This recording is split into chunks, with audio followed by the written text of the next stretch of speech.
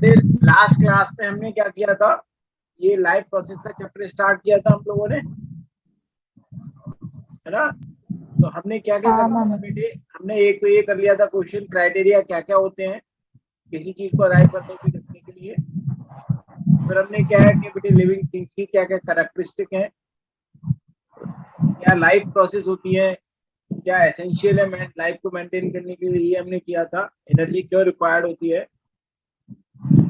और हमने outside material क्या चाहिए और हमें मटेरियल आउटसाइड से क्यों चाहिए, ये हमने किया था। ठीक है, चलिए ये थोड़ा यहाँ से हम क्वेश्चन दोबारा देखें। ठीक है, अब देखिए बेटे लाइफ प्रोसेस क्या क्या होती है हमारे पास। न्यूट्रिशन हो गई, रेस्पिरेशन हो गई, सर्कुलेटरी सिस्टम और एक्सक्रीशन। इसके अलावा भी हमारे पास लाइफ प्रोसेस हमने पढ़ी है, लेकिन इस चैप्टर में हमको सिर्फ 4 यही लाइफ प्रोसेस पढ़नी है। न्यूट्रिशन एनिमल्स में और प्लांट्स में, रेस्पिरेशन बोथ एनिमल्स और प्लांट्स में, circulatory system both animals and plants में, excretion both animal and plants में। इसके अलावा जैसे कंट्रोल एंड कोऑर्डिनेशन है, रिप्रोडक्शन है, हेरिडिटी वगैरह है, वो हमारे क्या आएंगे नेक्स्ट चैप्टर्स में आएंगे। ओके, तो अब देखिए न्यूट्रिशन। तो न्यूट्रिशन में मैंने आपको क्या बताया था कि जो न्यूट्रिएंट होते हैं उनका इंटेक। तो भूमिका क्या क्या न्यूट्रिएंट होते हैं हमारे पास बताइए। Carbohydrates, fats, proteins, vitamins, minerals, और इसके अलावा, वाटर और इसके अलावा और कुछ थोड़ा बेटे फाइबर भी चाहिए। ठीक है, तो इसमें कार्बोहाइड्रेट का क्या चाहिए हमको, मैक्सिमम अमाउंट चाहिए। और हाँ कार्बोहाइड्रेट का मैक्सिमम अमाउंट क्यों चाहिए, क्यों, क्या नाम है तुम्हारा रिद्धि? क्या मामा जी? बेटे अभी जो मैंने डिस्कस किया वो क्या किया, न्यूट्रिएंट्स के बारे में। अभी बेटे हमने न्यूट्रिएंट्स के बारे में डिस्कस किया है। क्या किया हमने, कार्बोहाइड्रेट चाहिए हमको, और क्या चाहिए हमको, फैट्स चाहिए, प्रोटीन चाहिए, हमको क्या चाहिए, विटामिन चाहिए, मिनरल्स, फाइबर्स, वाटर, फाइबर चाहिए और वाटर चाहिए। क्लियर, ये चीजें चाहिए हमको। बेटे कार्बोहाइड्रेट्स हमको क्यों चाहिए बताइए। कार्बोहाइड्रेट्स का मेन फंक्शन क्या होता है बेटे, टू प्रोवाइड द एनर्जी। ये क्या होते हैं, मेन एनर्जी गिविंग फूड होते हैं ये। सबसे पहले हमको एनर्जी कहाँ से मिलेगी, कार्बोहाइड्रेट से। फैट भी क्या है, एनर्जी कहते हैं, लेकिन इसके अलावा क्या है बेटे, ये बॉडी बिल्डिंग में भी हेल्प करते हैं। बात समझ में आया? हाँ। बॉडी बिल्डिंग में कैसे हेल्प करेंगे ये, कि जो हमारी जो सेल मेम्ब्रेन जो होती है, जिसको हम प्लाज्मा मेम्ब्रेन भी बोलते हैं, ये किसकी बनी होती है, लिपिड लाइपो प्रोटीन की बनी होती है बेटे। मतलब जिनको हम लिपिड्स प्लस प्रोटीन, लिपिड क्या है बेसिकली, ये फैट के मॉलिक्यूल्स ही होते हैं जिनको हम लिपिड्स बोलते हैं। तो ये हमारी बॉडी में ये जनरेशन में भी हेल्प करते हैं। तो इसलिए हमको लिपिड फैट्स भी चाहिए, लेकिन मैक्सिमम क्या चाहिए हमको, कार्बोहाइड्रेट मैक्सिमम चाहिए। प्रोटीन कितना चाहिए, अराउंड 20% के आसपास हमारी डाइट में डेली प्रोटीन होना चाहिए। प्रोटीन क्या हमारे बॉडी बिल्डिंग फ्लूइड होते हैं, सॉरी बॉडी बिल्डिंग फूड होता है ये। इनका मेन काम क्या है, बॉडी में जितने भी एंजाइम्स हैं, बॉडी में जितने भी हार्मोन्स हैं, बॉडी में जितनी भी सेल्स हैं, 99.99% बॉडी बिल्डिंग का काम इन्हीं का प्रोटीन्स का ही होता है। तो इसलिए प्रोटीन, दूसरी चीज क्या है बेटे, कार्बोहाइड्रेट्स और फैट्स हमारी बॉडी के अंदर स्टोर हो सकते हैं, लेकिन प्रोटीन कभी भी हमारी बॉडी के अंदर स्टोर नहीं हो पाती। क्लियर, जितनी यूटिलाइज हो जाएंगी, जितनी यूटिलाइज हो जाएंगी उतनी हो जाएंगी, जो बाकी एक्स्ट्रा बचेगा उसको हमारी बॉडी क्या निकाल देगी, बॉडी से बाहर निकाल देगी। इसलिए हमको प्रोटीन क्या चाहिए, डाइट में डेली चाहिए। क्लियर, विटामिन और मिनरल्स का काम क्या होता है बेटे, कुछ मिनरल्स क्या होते हैं, बॉडी की बिल्डिंग में हेल्प करते हैं। जैसे कैल्शियम है बेटे, कैल्शियम हमारा स्केलेटन बनाता है। जैसे आयरन है, आयरन हमारा किस चीज के लिए चाहिए, ऑक्सीजन का कैरियर होता है, हीमोग्लोबिन वगैरह बनाता है।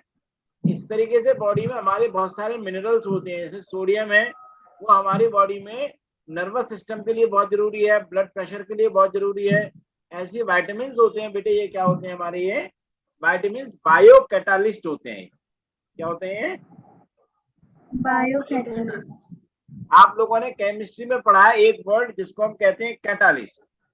कैटालिस्ट का क्या काम होता है कि ये स्पीड को बढ़ाता है और कभी कभी तो केमिकल रिएक्शन की स्पीड को स्टार्ट भी करता है। तो ऐसी बेटे बॉडी में हमारे जो विटामिन होते हैं ये कैटालिस्ट का काम करते हैं, क्योंकि हमारे लिविंग बॉडी के अंदर है, इसलिए हम इनको क्या बोलते हैं, बायो कैटालिस्ट बोलते हैं। समझ में आया कि नहीं? तो इसलिए ये बहुत ज्यादा अमाउंट में चाहिए। ये इनको हम कहते हैं मैक्रो, ये मैक्रो इंग्रेडिएंट्स होते हैं, ये माइक्रो इंग्रेडिएंट्स होते हैं। इनको जो है बहुत कम अमाउंट में चाहिए, लेकिन इनकी एब्सेंस क्या होती है, हमारी बॉडी को प्रॉब्लम में क्रिएट कर सकती है। देखिए फाइबर और वाटर का बेटे हमारा जो है बॉडी बिल्डिंग में डायरेक्ट रोल नहीं होता, लेकिन वाटर हमारी हर बॉडी की प्रोसेस के लिए एसेंशियल है, क्योंकि हमारी बॉडी में जितनी भी प्रोसेस होती हैं वो सारी सॉल्वेंट वाटर की प्रेजेंस में ही होती हैं। वाटर नहीं होगा तो बहुत सारी हमारी प्रेजेंस क्या होगी, लाइफ प्रोसेस कम हो जाएंगी। इसके अलावा क्या बेटे, वाटर कहाँ हमारा मेंटेन करता है, ये हमारी बॉडी की ऑस्मोसिटी को भी मेंटेन करता है, हमारी बॉडी की टॉनिसिटी को मेंटेन करता है। मतलब जो स्टिफनेस होती है, हमें जो जो सेल प्रॉपर दिखती है, वो हमारा वाटर की वजह से होता है। फाइबर क्या है बेटे, फाइबर एक तरीके से हमारी बॉडी में झाड़ू लगाने का काम करता है। जैसे जो कूड़ा कचरा हमारे पेट में या कोई बहुत सारी चीजों में रहता है, तो उसको बाहर निकालने में हेल्प करता है। तो फाइबर का काम क्या है, हमारी बॉडी को क्लीन करने का काम। बात समझ में आया कि नहीं आया? हाँ मामा जी। तो ये हमको सारी चीजें हमको चाहिए। ये क्या है, बेसिकली हमारा न्यूट्रिशन प्रोसेस। ये किसका है, हमने किसका बताया, एनिमल्स का बताया। क्या प्लांट्स में भी ये सारी चीजें होती है? यस, प्लांट्स को भी ये सारी चीजें चाहिए होती हैं, लेकिन फिर डिफरेंस इतना है कि प्लांट्स ये सारी चीजें खुद बना लेते हैं और एनिमल्स ये सारी चीजें खुद नहीं बना पाते। बात समझ में आया कि नहीं आया? हाँ मम्मी जी। रिक्वायरमेंट दोनों की अलग अलग हो सकती है। एनिमल्स की रिक्वायरमेंट अलग होती है, प्लांट्स की रिक्वायरमेंट अलग होती है, लेकिन इनमें जो बेसिक एलिमेंट्स होते हैं वो हमारे प्लांट्स और एनिमल दोनों के लिए ही एसेंशियल होते हैं। क्लियर हुआ? हाँ। चलिए, बहुत अच्छी बात है। तो न्यूट्रिशन क्या हुआ बेसिकली, कि जो हम बाहर से फूड वगैरह ले रहे हैं तो उसको हम क्या बोलेंगे, न्यूट्रिशन बोलेंगे। क्लियर हुआ कि नहीं हुआ? हाँ मामा जी। अब जैसे प्लांट्स है बेटे, उनको डिफरेंट मटेरियल्स में कन्वर्ट करना पड़ता है ग्लूकोज को, लेकिन एनिमल्स में क्या होता है बेटे, एनिमल्स में क्या है कि जो फूड लेते हैं वो एज इट इज यूज नहीं कर सकते, तो उनको क्या करना है, उसको कन्वर्ट करना पड़ता है स्मॉलर मॉलिक्यूल। ये दोनों में डिफरेंस होता है। क्लियर? तो बेटे हाँ। अब जैसे देखिए बेटे, न्यूट्रिएंट का मैंने आपको बता दिया।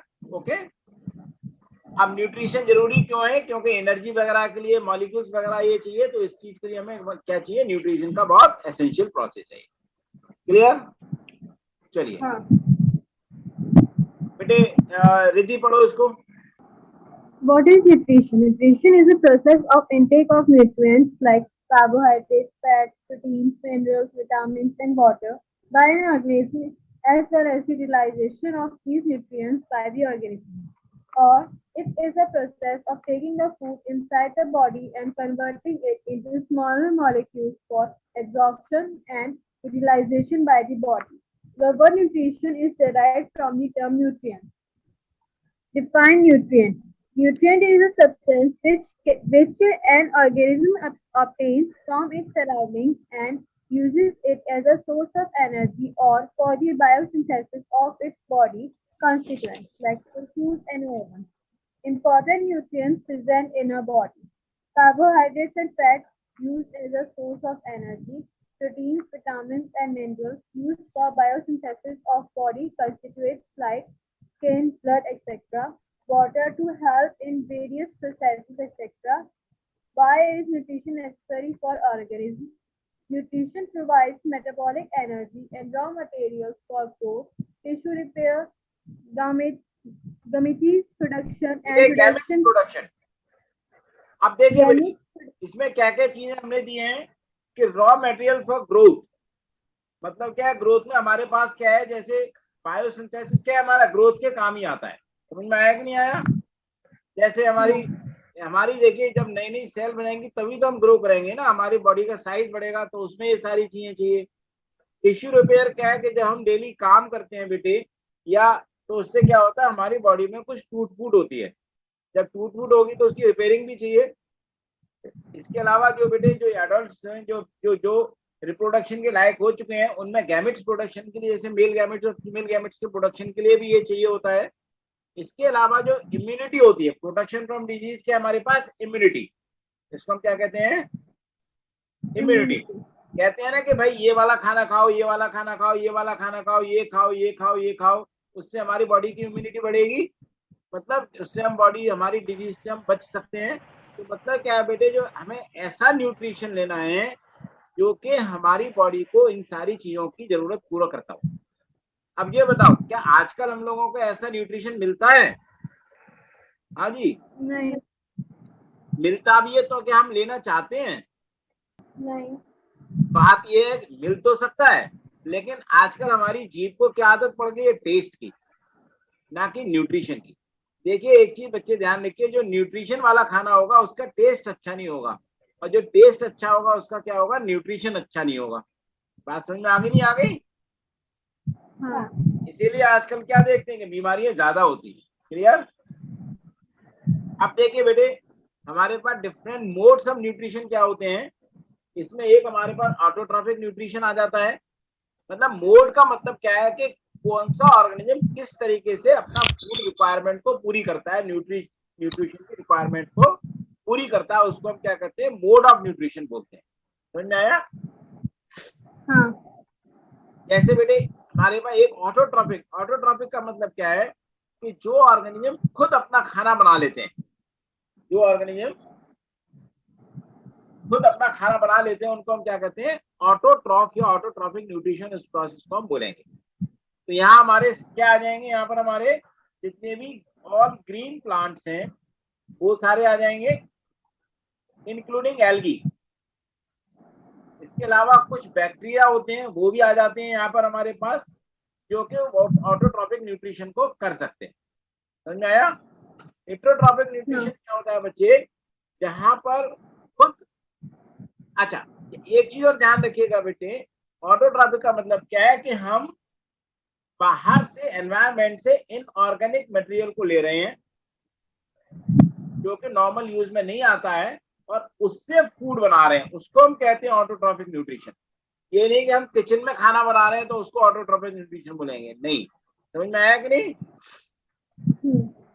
हेटेरोट्रॉफिक न्यूट्रिशन में क्या है कि जो ऑर्गेनिज्म है, या तो वो प्लांट से खाना लेगा या वो किसी एनिमल को खाएगा, जो प्लांट को खाता हो या एनिमल को खाता हो, दोनों में से कोई ना कोई एक काम जरूर होगा।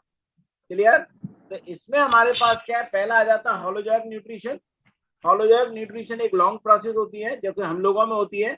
होलोजोइक न्यूट्रिशन में क्या होगा कि हम अपने अंदर खाना लेंगे, समझ में आया, हम अपने अंदर खाना लेंगे, और वो खाना लेंगे, हमारी बॉडी उसको प्रॉपर उस तरीके से यूटिलाइज नहीं कर पाएगी, तो हमें उसको क्या करना है, डाइजेशन करना है, तब उसका यूटिलाइजेशन करना है। जब हमारी बॉडी जो अनयूटिलाइज पार्ट है उसको क्या करेगी, बाहर कर देगी। तो ये प्रोसेस लगभग सारे एनिमल्स में होती है। क्या होती है? लगभग प्रोसेस सारे एनिमल्स में ये प्रोसेस हमारी होलोजोइक न्यूट्रिशन की ही होती है। क्लियर और नॉट? हाँ मामा जी। बहुत ही कम एनिमल्स ऐसे होते हैं जो डायरेक्टली जो है न्यूट्रिएंट एब्सॉर्ब करते हैं, उनको हम कहते हैं पैरासाइट्स। क्लियर हुआ? हाँ। सैप्रोफिटिक न्यूट्रिशन क्या होता है बच्चे, यहाँ पर हमारे फंगाई आ जाएंगे। ये क्या करते हैं, जो डेड एंड डिकेइंग मैटर है, डेड एंड डिकेइंग जो मैटर होता है, मतलब जो सड़ा गला मैटर है, जो मर चुका है, अब उसका सड़ना हो रहा है, क्यों, बैक्टीरिया उसको सड़ा रहे होते हैं, तो ये जो है, तो फंगी भी साथ में इसकी हेल्प करते हैं। तो ये क्या करते हैं, जो डेड मैटर है उसके ऊपर ग्रो कर जाते हैं, और ग्रो करने के बाद क्या करते हैं, वहां से अपना मिनरल्स वगैरह एब्जॉर्ब, अपना न्यूट्रिशन एब्जॉर्ब करते रहते हैं। तो इसमें सारे क्या आ जाएंगे, हमारे जितने भी फंगस हैं, मशरूम वगैरह जो आप खाते हो, सारे ऐसे बनते हैं। समझ में आया? पैरासिटिक न्यूट्रिशन क्या होता है बच्चे, पैरासिटिक न्यूट्रिशन में यहाँ पर कोई एक ऑर्गेनिज्म दूसरे ऑर्गेनिज्म पर डिपेंड रहता है। बात समझ में आई कि नहीं आई? हाँ मामा जी। मतलब जैसे कोई एक इंसान पूरी तरीके से दूसरे इंसान पर डिपेंड है, उसी के यहाँ रह रहा है, उसी का खाना खा रहा है, उसी से पैसे ले रहा है, सब कुछ उसी का कर रहा है, तो वो क्या है कि वो इंसान उस दूसरे इंसान के ऊपर क्या हो गया, पैरासाइट हो गया। बात समझ में आया? ऐसे ही बेटे बहुत सारे ऑर्गेनिज्म होते हैं जो किसी दूसरे ऑर्गेनिज्म के साथ रहते हैं, उसी से खाना लेते हैं, उसी से सब कुछ लेते हैं। समझ में आया कि नहीं? हाँ मामा जी। अच्छा, ये बेटे उसको हम क्या बोलते हैं, पैरासिटिक न्यूट्रिशन। हम इसको ये नहीं हुआ। अब देखिए इस प्रोसेस में हम कह सकते हैं जो ऑटोट्रॉपिक न्यूट्रिशन होते हैं उनको हम कहते हैं ऑटोट्रॉप्स। उन ऑर्गेनिजम्स को जो हेटेरोट्रॉपिक न्यूट्रिशन करते हैं उनको हम क्या बोलते हैं, हेटेरोट्रॉप इनको हम बोलते हैं। क्लियर हुआ कि नहीं हुआ? हाँ। ओके, हाँ मामा। अब देखिए अब हम आते हैं ऑटोट्रॉपिक न्यूट्रिशन। और ऑटोट्रॉपिक न्यूट्रिशन हमारा कहाँ होगा, प्लांट्स में होगा। प्लांट्स। इसके पहले तक का मैंने आपको लास्ट क्लास में भी समझाया था, दोबारा से फिर रिपीट कर दिया है ये, क्योंकि यहाँ से हमारा मेन चैप्टर स्टार्ट हो जाता है जिसमें हमारे क्वेश्चंस काफी आते हैं। देखिए ऑटोट्रॉपिक, ऑटो का मतलब क्या है, सेल्फ। ऑटो का मतलब क्या हुआ हमारे पास, सेल्फ हुआ। ट्रॉप का मतलब क्या होता है, न्यूट्रिशन। तब जो ऑर्गेनिज्म खुद अपना न्यूट्रिशन कर सकता हो, उसको किसी दूसरे के ऊपर डिपेंड होने की जरूरत ही नहीं है, उसको हम क्या कहते हैं, ऑटोट्रॉपिक न्यूट्रिशन इसको हम बोलते हैं। इसका दूसरा नाम क्या है, एक और हॉलोट्रॉपिक न्यूट्रिशन भी इसको बोला जाता है। ठीक है, तो यहाँ पर ऑर्गेनिज्म क्या करेगा, खुद अपना खाना बनाएगा। कैसे बनाएगा, बाहर से इनऑर्गेनिक मटेरियल लेगा, कुछ कंडीशंस होंगी, तो उसके अकॉर्डिंगली क्या करेगा, अपनी बॉडी के अंदर उसको ऑर्गेनिक फूड में जनरेट कर ले। अब मेन चीज क्या है बेटे कि हम फूड बनाते क्यों हैं, हमारी बेसिक क्या होती है बेटे, कार्बन जो होता है, कार्बन क्या होता है, बॉडी को एनर्जी प्रोवाइड कराता है, ध्यान रखिए। तो मेनली क्या होता है, यहाँ पर कार्बन का कंपोनेंट बहुत ज्यादा जरूरी है। क्लियर है कि नहीं? हाँ मामा जी। तो इसमें मैंने ऑलरेडी आपको एग्जांपल बता दिए, green plant, bacteria, blue green algae.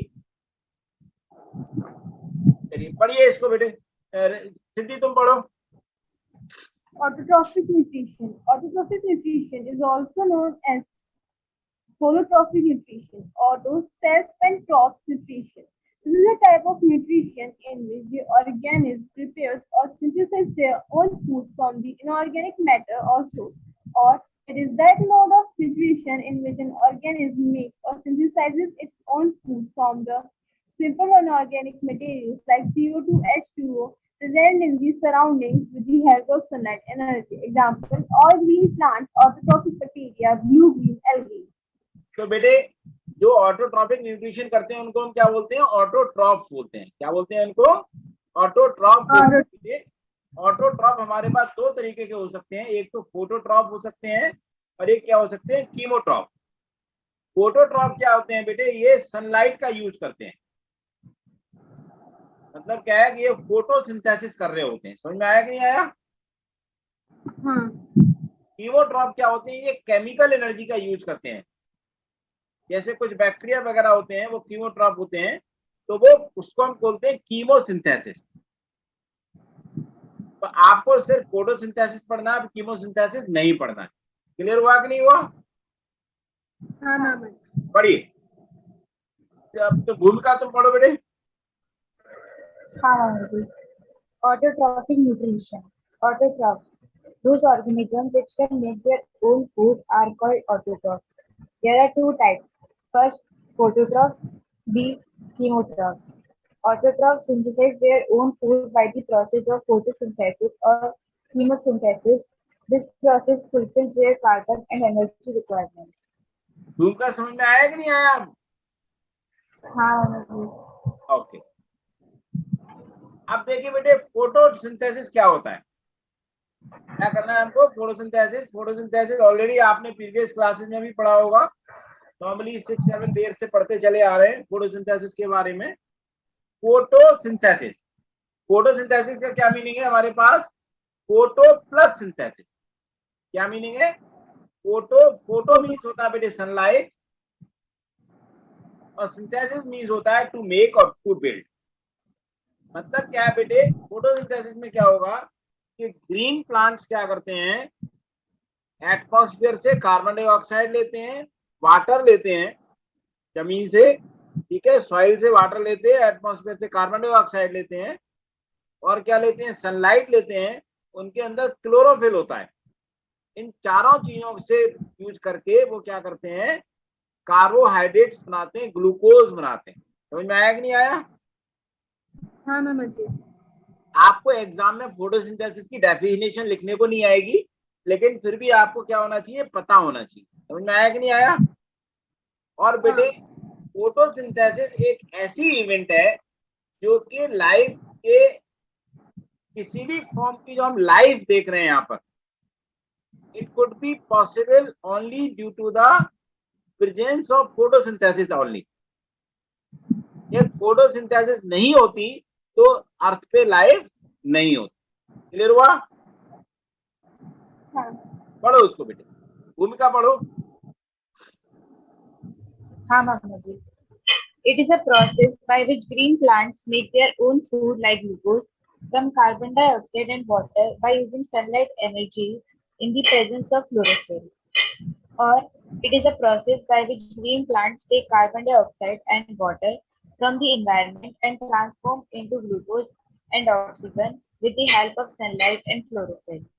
Photosynthesis means photo plus synthesis. Photo means sunlight, synthesis means making to build, prepare. It is the single most important event process required for human existence. बात समझ में आया नहीं आया? हाँ हाँ मामा। मामा जी। बेटे अब ये देखिए, एक जो लाइन है, single most important event process required for human existence, ये क्यों यहाँ बोला गया है? इसका रीजन क्या है बेटे? पहला रीजन है कि जो हमको जो फूड मिलता है, जो देखिए हर एनिमल की एक कार्बन रिक्वायरमेंट होती है, तो कार्बन ही हमारी बॉडी को क्या करता है, एनर्जी देता है। क्लियर? तो इस कार्बन रिक्वायरमेंट को सिर्फ हम इसी के थ्रू ही पूरा कर सकते हैं। बात समझ में आया कि नहीं आया? तो मतलब फूड प्रोवाइड करता है हर तरीके का। दूसरी चीज क्या है बेटे, कि यहाँ से हमारा कार्बन डाइऑक्साइड और ऑक्सीजन का बैलेंस रहता है एटमॉस्फेयर। बेटे फोटोसिंथेसिस की प्रोसेस ही एक ऐसी है जो कि अर्थ से कार्बन डाइऑक्साइड मतलब हीट को कम कर सकती है। जो कार्बन डाइऑक्साइड क्या होती है बेटे, हीट ट्रैप करती है। तो ये प्रोसेस क्या करती है, कार्बन डाइऑक्साइड और ऑक्सीजन का बैलेंस को मेंटेन रखने का काम करती है।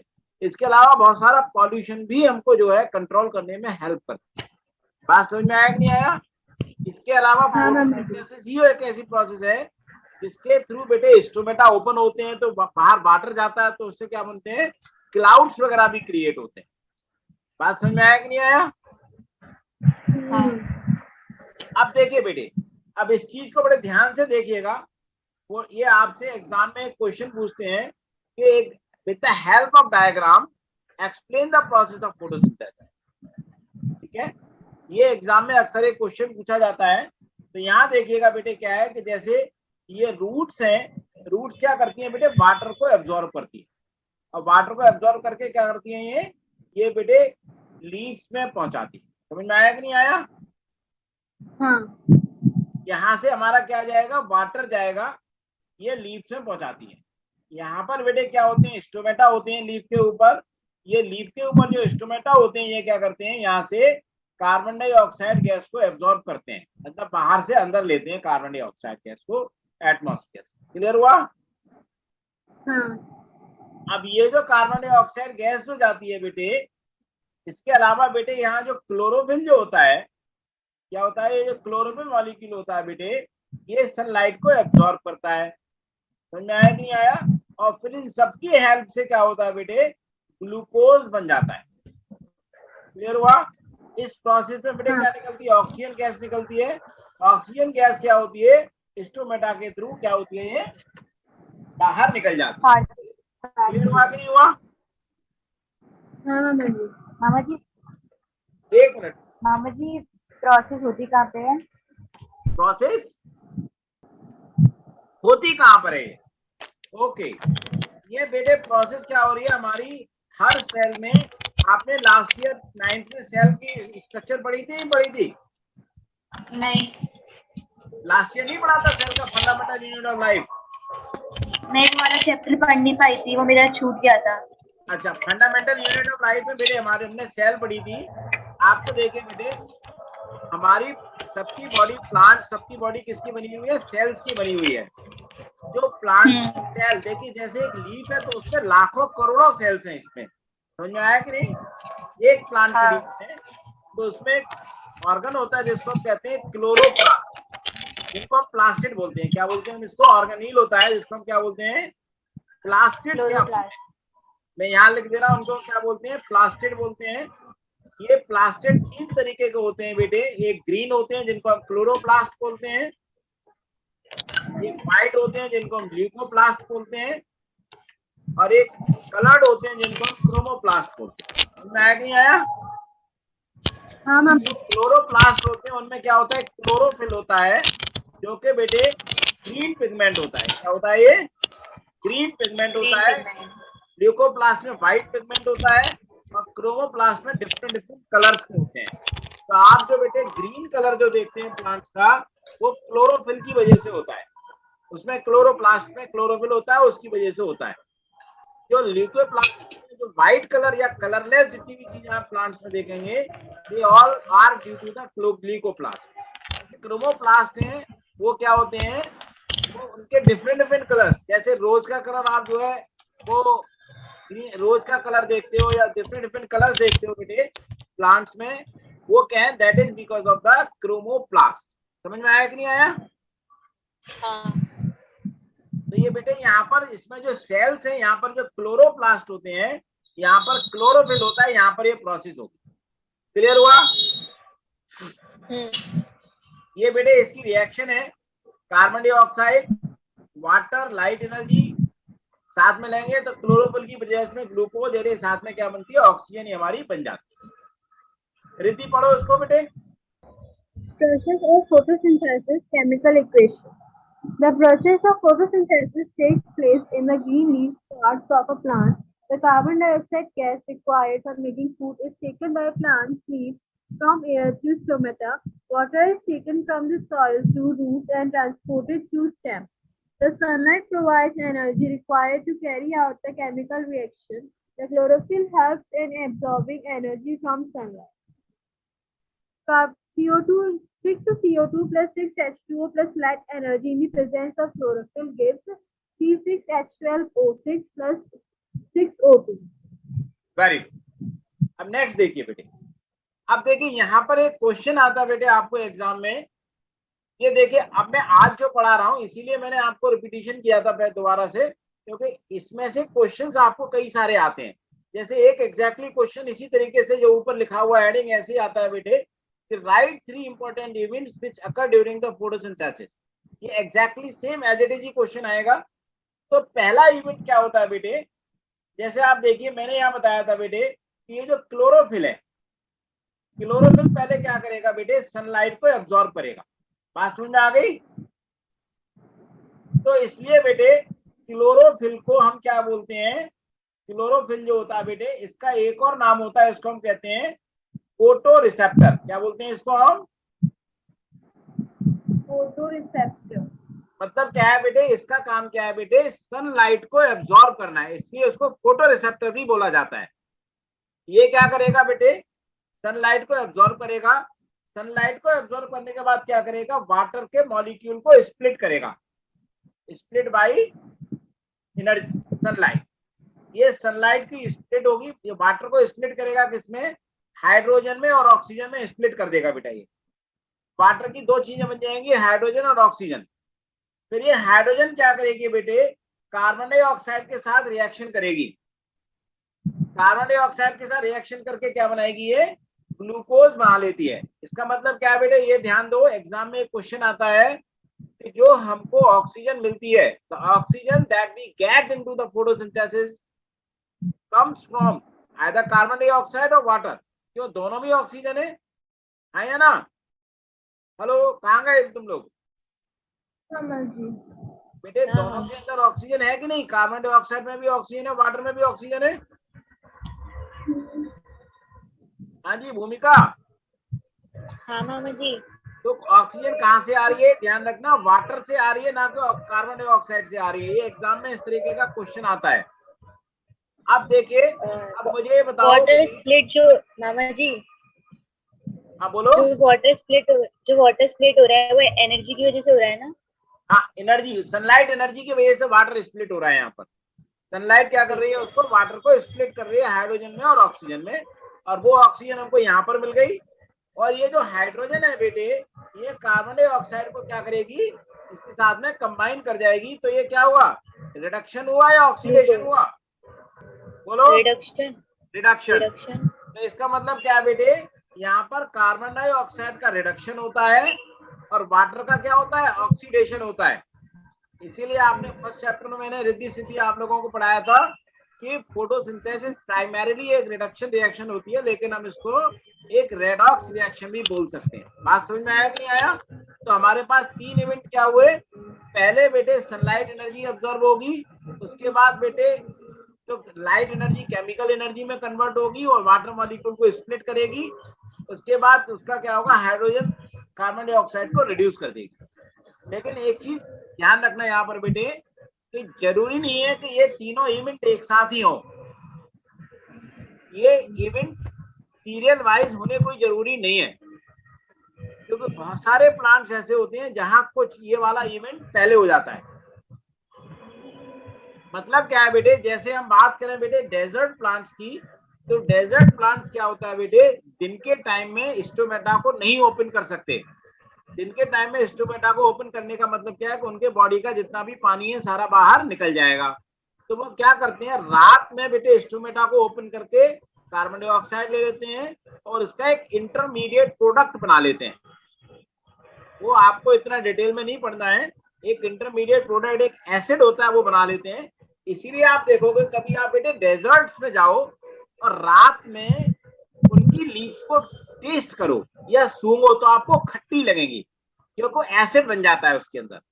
और दिन में वो क्या होगा, एकदम से एसिड खत्म हो जाएगा, क्योंकि वो एसिड क्या होगा, जैसी सनलाइट आएगी उसको ग्लूकोज में कन्वर्ट कर देगा। बात समझ में आया कि नहीं आया? आया हाँ ना? मामा जी। पढ़ो बेटे, भूमिका पढ़ो। हाँ. Three important events which occur during photosynthesis. First, absorption of sunlight energy by chlorophyll. Second, conversion of light energy to chemical energy and splitting of water molecules into hydrogen and oxygen by light energy. Third, reduction of carbon dioxide by hydrogen to form carbohydrate. These steps need not take place one after the other immediately. They can take place at different times. Example, desert plants take up carbon dioxide at night and prepare an intermediate product which is acted upon by the light energy absorbed by the chlorophyll during the day. बेटे आप तीनों को समझ में आ गया ये? अब जो देखिए बेटे, जो कार्बोहाइड्रेट जो बनते हैं हमारे पास, वो कार्बोहाइड्रेट क्या करते हैं, जो प्लांट्स में इमीडिएटली यूटिलाइज हो जाते हैं एनर्जी के लिए, वो उसको तुरंत क्या करता है, इधर बनता है उधर यूटिलाइजेशन करता रहता है, क्योंकि उसको में दूसरी लाइफ प्रोसेस चल रही है। लेकिन ध्यान रखिएगा, जो कार्बोहाइड्रेट यूटिलाइज नहीं हो पाते वो कैसे में कन्वर्ट हो जाते हैं, वो स्टार्च में कन्वर्ट हो जाते हैं। किसमें कन्वर्ट हो जाते हैं, वो स्टार्च में कन्वर्ट हो जाएंगे, उनका जो स्टार्च में कन्वर्जन हो जाता है। क्लियर? और जब भी स्टार्च में कन्वर्ट होकर के वो फूड में स्टोर हो जाते हैं, तो ये इसमें क्या है, ये स्टार्च क्या होती है, स्टोर्ड फॉर्म होती है इनकी प्लांट्स के फूड की। क्लियर और नॉट? तो ध्यान रखना, स्टार्च नहीं बनता, क्या बनता है, ग्लूकोज बनता है स्टार्च। लेकिन टेस्ट हम स्टार्च का करते हैं, क्योंकि ग्लूकोज इमीडिएटली स्टार्च में कन्वर्ट हो जाता है, और जब भी प्लांट को जरूरत पड़ेगी वो इस स्टार्च को दोबारा से ग्लूकोज में कन्वर्ट करके उसको यूज कर ले। समझ में आया कि नहीं आया? तो इसका मतलब क्या है बेटे, सनलाइट क्या, ग्रीन प्लांट्स क्या कर रहे हैं, सनलाइट एनर्जी को केमिकल एनर्जी में कन्वर्ट कर रहे हैं, जिससे सारे लोग उसको यूज कर सकते। बात समझ में आया कि नहीं आया? Yes. पढ़ो भूमिका इसको आगे। Carbohydrate, thus formed, are utilized for providing energy to the plant for various life processes. The carbohydrates which are not used immediately are stored in the form of complex carbohydrate called starch in the leaves and other parts of plant. This stored starch serves as the internal energy reserve to be used as and when required by the plant. This is also used by us and other animals. The food obtained contains chemical energy stored in them. Thus, green plants convert sunlight energy into chemical energy by making carbohydrates. Very good.